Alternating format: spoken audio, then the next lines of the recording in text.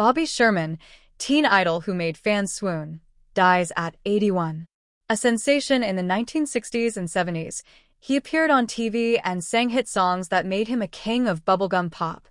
Bobby Sherman, a teen idol of the late 1960s and early 70s who rose to fame on the TV sitcom Here Come the Brides and left fans swooning with a spate of hit songs that made him a king of bubblegum pop, died June 24th at his home in Los Angeles. He was 81. His son Tyler Sherman confirmed his death, but did not cite a cause. Mr. Sherman's wife, Bridget Poblon Sherman, had been diagnosed with stage 4 cancer. She did not specify the type. To teeny boppers who pored over the pages of 16 and Tiger Beat magazines more than half a century ago, Mr. Sherman, with his shaggy mop of hair, crystal blue eyes, and smile as wide as his collar, was a heartthrob of the highest order.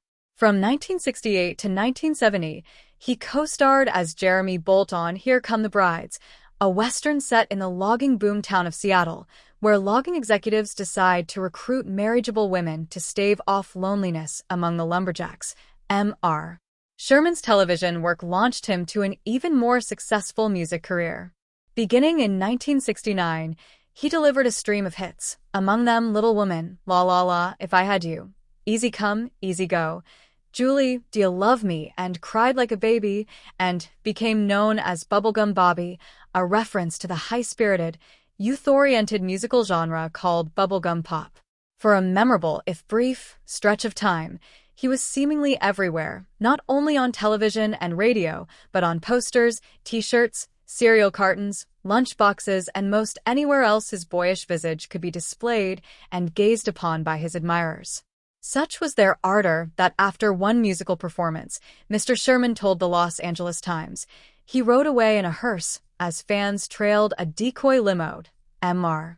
Sherman burst onto the scene at 21 after being discovered in a manner that most aspiring stars and starlets could only dream of. The son of a milkman, he had grown up in Hollywood and was trying without success to break into show business when a date invited him to a cast party for the soon-to-be-released 1965 biblical epic, The Greatest Story Ever Told. The gathering, hosted by actor Sal Mineo at his beach house, had drawn many of Hollywood's biggest stars. Serendipitously, the entertainment at the party included members of Mr. Sherman's old high school band. They needed a singer and invited him to join them for a number. With his rendition of What Did I Say by Ray Charles, Mr. Sherman caught the attention of movie stars Natalie Wood and Jane Fonda. Along with Mineo, they approached him at the end of the song. Mr. Sherman recalled in a self-titled memoir co-written with Dina Hill. One of the actors, Mr. Sherman did not recall which one, remarked to him, "You're very good. Who's handling you?" Mr. Sherman was so inexperienced that he did not understand the question.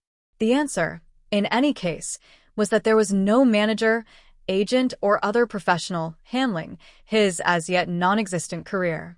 Shortly thereafter, Mr. Sherman received a phone call from an agent. He became a house singer on the variety show Shindig and began making appearances on programs such as The Monkees. He acted in a single episode in 1970, one of The Partridge Family, a popular ABC sitcom about a fictional musical band, and was featured in a short-lived spin-off, Getting Together, also on ABC. Getting Together struggled to compete with All in the Family, which aired on CBS in the same time slot and was discontinued in 1972 after only a few months on the air. Mr. Sherman's time as a star, too, had essentially reached its end. Years later, he conceded that he was not entirely sorry to make his exit from the screen and stage. He had come to see his career as a conglomerate of fast-thinking and wheeler-dealer kinds of people, he told the Washington Post, capitalizing on the excitement of his teen fans. Robert Cabot Sherman Jr. was born on July 22, 1943, in Santa Monica, California.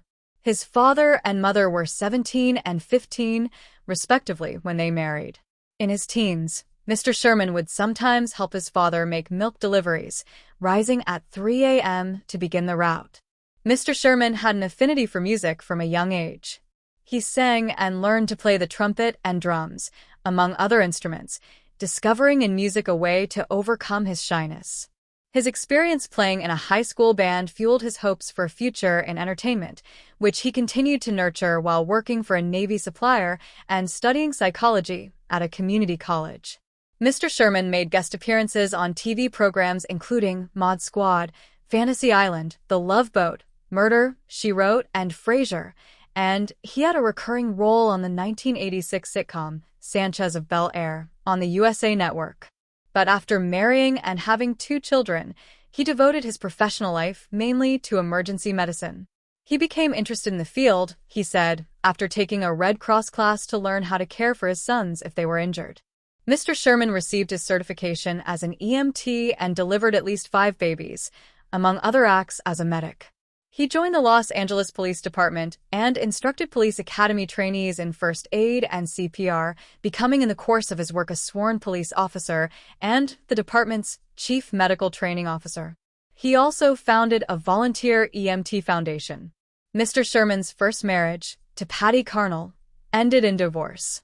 They had 2 sons, Christopher and Tyler, both of whom survive, along with 9 grandchildren and Publon. Mr. Sherman and Publon founded the Bridget and Bobby Sherman Children's Foundation, providing educational and nutritional services in Ghana.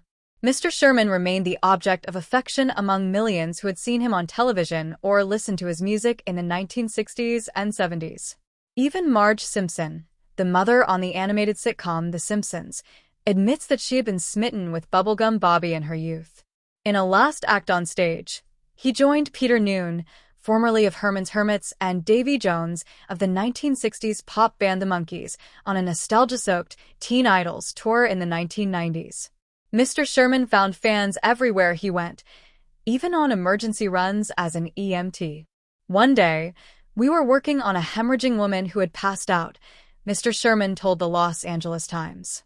Her husband kept staring at me. Finally, he said, "Look, honey, it's Bobby Sherman." The woman quickly came to and exclaimed, "Oh, great. I must look a mess." I told her not to worry. She looked fine, Mr. Sherman recounted. He then signed an autograph before the ambulance whisked her away.